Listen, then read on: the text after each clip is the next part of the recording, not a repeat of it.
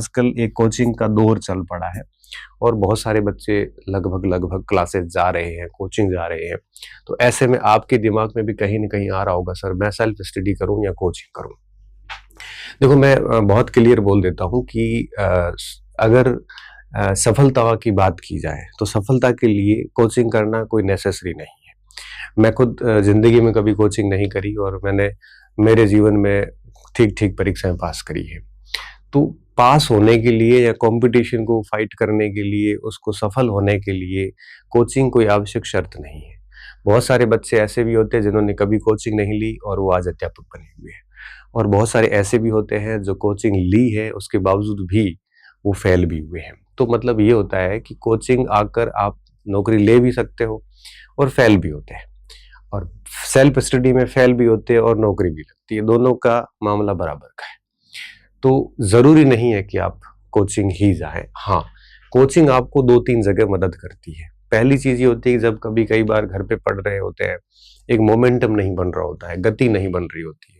तो कोचिंग में क्या डेली 5-6 घंटे क्लासेस होती है, तो आपको एक नियमितता बन जाती है। दूसरा ये होता है कि क्लासरूम का एटमॉस्फेयर होता है, जिसमें आपके 200, 300, 400 जितने बच्चे बैठे हैं, उन सारे बच्चों को देखकर हमें भी एक प्रकार से मोटिवेशन डेली मिलता है कि यार मुझे भी पढ़ना चाहिए। फिर क्लास के टेस्ट वगैरह होते हैं तो उसमें रैंक वगैरह, उसके लिए भी कंपटीशन बन पड़ता है। तो बच्चा उस माहौल के अनुसार ढल जाता है और उसकी बढ़िया पढ़ाई हो जाती है। तो सेल्फ करता है तो ये थोड़ी चैलेंजेस होते हैं। अगर बच्चा घर पे पढ़ रहा है और उसको नियमितता में कोई दिक्कत नहीं है, सेल्फ मोटिवेटेड है और बढ़िया से कर रहा है, तो मुझे लगता है कोचिंग की ज़रूरत भी नहीं पड़ती।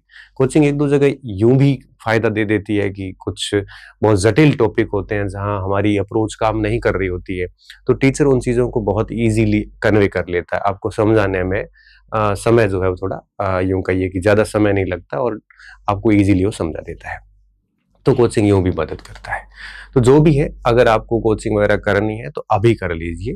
भर्ती आने के बाद में मुझे लगता है फिर कोचिंग करना ठीक नहीं है।